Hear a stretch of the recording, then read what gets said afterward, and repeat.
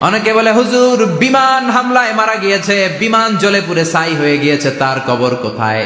তার আত্মাটা যেখানে আছে ওই জায়গায় প্রশ্ন আছে না নাই? অনেকে বলে হুজুর সাগরের মধ্যে পড়ে মারা গিয়েছে, তিমি মাছ খেয়ে ফেলেছে, তার কোনো অস্তিত্ব নাই, কিন্তু তার রুহুটা আছে না নাই?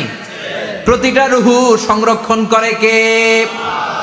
প্রত্যেকটা আত্মা আল্লাহর কাছে সংরক্ষিত থাকে। প্রতিটা রুহু, প্রতিটা মানুষ মালাকুল মাউতকে দেখতে পায়। আপনিও দেখবেন, আমিও দেখব।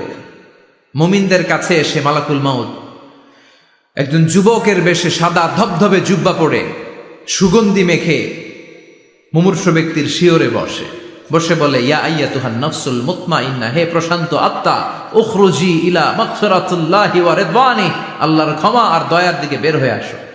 বলা মাত্রই মুমিনের আত্মাটা স্মুথলি বের হয়ে আসে। কাফান মিন আকফানিল জান্নাহ, হানুত মিন হানুতিল জান্নাহ, জান্নাত থেকে আনা সুগন্ধি কাফনের মধ্যে পেঁচিয়ে তিনি রূহটাকে নিয়ে ইল্লিনে চলে যায়। সরাসরি দেখে মালাকুল মাউতকে। আর যারা ইসলাম বিরোধী, কোরআন বিরোধী, তাদের সামনে এসে মালাকুল মাউত ত্রাস সৃষ্টি করে। আগে ধমক। হাইওয়েতে মাঝে মাঝে ডাকাতি হয় না? বাসগুলোর মধ্যে যখন ডাকাতি হয়, বাসে থাকে 50 জন, ডাকাত ঢুকে 5 জন, এই 5 জনের ভয়ে সবগুলো পেশাব করে দেয়।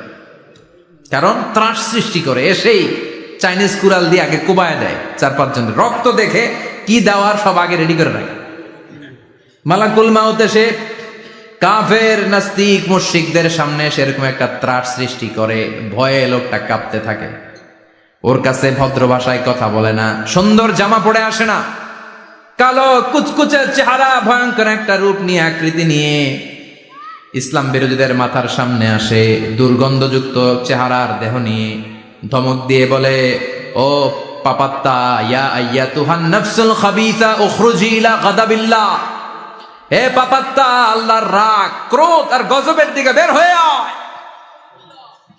মুমিনের আত্মা বলার সাথে সাথে যেমনি মুমিনের দেহ থেকে বের হয়ে জান্নাতি কাফনের ভেতরে ঢুকে, কাফেরদের আত্মাও কি এরকম তাড়াতাড়ি বেরোতে চায় নাকি?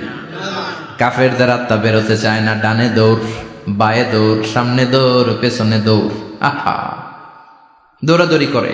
মালাকুল মাউত এটাকে টেনে হিচড়ে, একটা জীবিত ছাগলকে জবাই না করে তার চামড়া উল্টার দিকে টেনে হিচড়ে বের করলে ছাগলটা যত কষ্ট পায়, এর চেয়ে কমসে কম 70 গুণ বেশি কষ্ট দিয়ে কাফের, মুশরিক আর গাদ্দারদের রূহ কবজ করা হয়।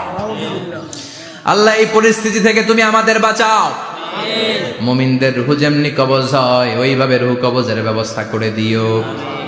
ইমানের মৃত্যু নসিব করে দিও, শাহিদি মৃত্যু নসিব করে দিও। আমাকে শহীদ করে সেই মিছিলে শামিল করে নিও, যে মিছিলের নেতা মীর হামজা, খোবায়েবে খাব্বাব, আল্লাহর কাছে ছিল অতি প্রিয়, শামিল করে নিও। আমাকে শহীদ করে সেই মিছিলে শামিল করে নিও। পড়েন আমিন। আরো জোরে পড়েন আমিন। তার মানে বিমান দুর্ঘটনায় হোক, কিংবা লঞ্চ ডুবিতে হোক, কিংবা আগুনে পড়ে হোক, কিংবা আত্মঘাতী হামলায় হোক, যে যেখানেই মারা যায়, কবরের 3টা প্রশ্ন তার জন্য আছে না নাই? ইসলাম বিরোধীদের জন্য প্রশ্ন 3টা, আপনারা যারা মুমিন তাদের জন্য 4টা, আপনাদের জন্য একটা বেশি। আলহামদুলিল্লাহ কোন? কবরে এসে প্রথম প্রশ্ন করবে, মুনকার নাকির যখন চলে আসবে, 40 কদম যখন আত্মীয় স্বজনরা লাশটাকে কবরের মধ্যে দিয়ে 40 কদম চলে যায়, তখনই ফেরেশতা চলে আসে। আহা, শেষ, সব শেষ। এসেই পরীক্ষা শুরু। মার রব্বুক, তোর রবের নাম কি? চিল্লায় বলেন, আমাদের রবের নাম কি? আমরা বলবো রব্বি আল্লাহ, আল্লাহ আমারে রব। দমে দমে তনু মনে তারি অনুভব। পড়েন, আল্লাহ আমারে রব। তোমার দুনিয়াতে আমি যেদিকে তাকাই, অথই নিয়ামতে ডুবে আছি সবাই। পাখপাখালির গানে শুনি তাসবিহ কল রব, তাসবিহ কল রব, আল্লাহ আমারে রব। প্রথম প্রশ্ন, তোমার রব কে? আমরা বলবো আমাদের রব আল্লাহ। দ্বিতীয় প্রশ্ন, ওমা দীনু, তোমার ধর্মের নাম কি? আমরা কি বলবো? তৃতীয় প্রশ্ন, বিশ্বনবীর চেহারা দেখিয়ে বলা হবে, আতারিফু হাদার রাজুল, এই লোকটারে চিনো নাকি? আমরা বলবো চিনি, আমাদের প্রাণের নবী, ঠিক কিনা? চাঁদের চেয়ে সুন্দর তুমি নবী আমার কমলিওয়ালা, দু জাহানের বাদশা তুমি প্যারা নবী সাল্লে আলা, চাঁদের চেয়ে সুন্দর তুমি নবী আমার কমলিওয়ালা, ঠিক কিনা? তিনটা প্রশ্নের যথাযথ উত্তর যখন দিয়ে দিলেন, আপনার জন্য অতিরিক্ত আরেকটা প্রশ্ন করা হবে, ওয়ামা ইলমুক, তোমার নলেজ কি? তিনটা প্রশ্নের উত্তর যে তুমি করতে পারলা, কিভাবে পারলা, কেমনে জানলা? নকল করে বলছো নাকি জেনে বুঝে আসছো? নকল হয় না? এখন মনে হয় এগুলো একটু কমছে। একটা সময় ছিল অনেক নকল হইতো, পাঞ্জাবের ভিতরে নকল, পকেটে নকল, টুপির ভিতরে নকল, মৌজার ভিতরেও নকল, এমনকি মেয়েরাও নকল করে পরীক্ষার হলে আসে না নাই? স্কেলের মধ্যে লিখে নিয়ে যায়, হাতের মধ্যে লিখে নিয়ে যায়, ওড়নায় লিখে নিয়ে যায়, কাপড়ে লিখে নিয়ে যায়, আসে না নাই? ফেরেশতারা বলবে নকল করছো নাকি? কেমনে জানলা? তিনটা প্রশ্নের উত্তর তুমি কেমনে বললা?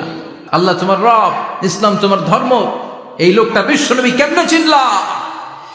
আপনাকে তখন বলতে হবে আমি কোরআন থেকে শিখেছি, আমি হাদিস থেকে শিখেছি, আমি ইসলাম জেনে বুঝে মেনেছি, আমি আন্দাজে কোথাও ঘুরি নাই। চিল্লা এখন ঠিক কিনা? আপনাকে বলতে হবে, এজন্য শিখতে হবে, প্রতিনিয়ত ইসলাম সম্পর্কে জানতে হবে, আখের গোছাতে হবে, জীবনটাকে আলোকিত করতে হবে। চিল্লায় বলেন ঠিক কিনা? চারটা প্রশ্নই যখন হয়ে গেল, ফেরেশতারা বলবে আহলান ওয়া সাহলান ওয়া মারহাবান বিক, খোশামদেদ, কংগ্রেচুলেশন, খোশামদেদ, কংগ্রেচুলেশন, সব প্রশ্নের উত্তর তুমি পেরেছো। ফায়ুফসাহু লাহু কবরুহু ৭০ যিরান, আপনার কবরটারে ৭০ হাত লম্বা করে দেয়া হবে। ওয়ায়ুফতাহু লাহু বাবুন ইলাল জান্নাহ, আপনার কবর থেকে জান্নাতের দিকে দরজা খুলে দেয়া হবে। ওয়ায়ুলবাসু মিন লিবাসি আহলিল জান্নাহ, জান্নাতের দুইটা রেশমি কাপড়ের পোশাক এনে আপনারে পরিয়ে দেয়া হবে। আর বলা হবে নাম কানাউ মিলা আরুস, ঘুমাও, sleep, you should get some sleep now, তোমাকে লম্বা সময় পাড়ে দিতে হবে, ঘুমাও। কানাউ মিলা আরুস, যেমনি বর বাসর রাতে আরামসে ঘুম দেয়, বাসর রাতে যেমনি বর কনেকে নিয়ে মধুর ঘুম দেয়, তুমিও ঘুমাও, কেউ তোমার ঘুম ভাঙবে না। কিয়ামতের জন্য ইসরাফিলের সিংহায় যে ফুৎকার আছে, ওই ফুৎকার ছাড়া কোনো কিছুই তোমার ঘুম ভাঙাতে পারবে না। আলহামদুলিল্লাহ পড়েন। আল্লাহ আমরাও যেন চারটা প্রশ্নের উত্তর দিয়ে লম্বা একটা ঘুম দিতে পারি, পড়ে না আমিন।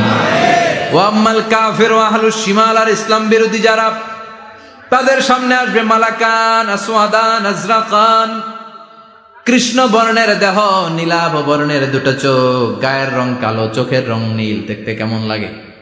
আলিফ লাইলার ভূতের মতো, তখন গায়ের রং কালো, চোখের রং নীল। ফেরেশতা দুইটা আসবে, এসে ত্রাস সৃষ্টি করবে, এসে বলবে বল তোর রবের নাম কি? মার রব্বুক। মুশরিক, কাফের, নাস্তিক এরা বলবে আমি জানি না আমার রবকে, আমি জানি না, আমি তো আজীবন শুধু চেয়ার করেছি, মদ খেয়েছি, আমি ধর্ষণে সেঞ্চুরি করেছি দুনিয়ার বুকে, আমি টেন্ডারবাজি করেছি, চাঁদাবাজি করেছি, আমি মাস্তানি করেছি, আমার দাপটে এলাকার ইসলাম প্রিয়রা বাসায় ঘুমাতে পারে না।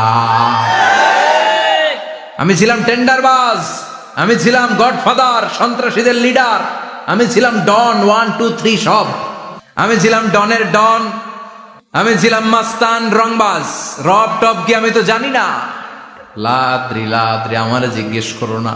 আবার প্রশ্ন করা হবে ওয়ামা দীনুক, তোর ধর্মের নাম কি? বলবে লা আদরি, আমার কোনো ধর্ম নাই, আমার কোনো ধর্ম নাই, আমি শুধু মৌজ মাস্তিতে ছিলাম, আমি আনন্দ ফুর্তি করেছি, ইসলাম নিয়ে আমার মাথা ব্যথা ছিল না, আজীবন ইসলামরে আমি বাস দিয়েছি। চিল্লায় বলেন ঠিক কিনা?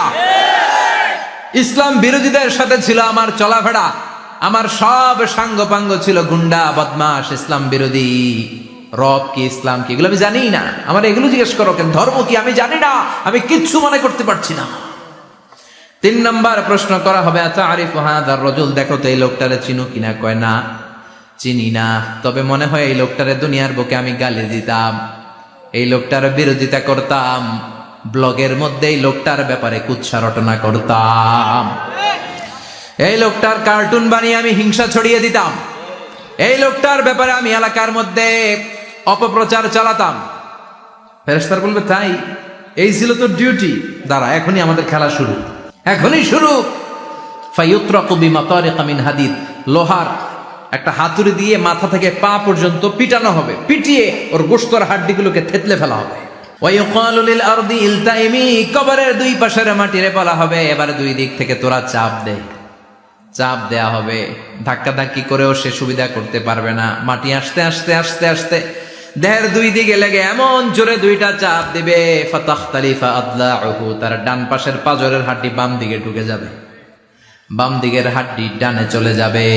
বিশ্বনবী বললেন এই হাতুড়ি দিয়ে পিটানোর শাস্তি, কবরের চাপ দেওয়ার শাস্তি চলতেই থাকবে হাত্তাল কিয়ামা, কিয়ামত পর্যন্ত। আল্লাহ এই কবরের শাস্তি থেকে আমাদের বাঁচাও।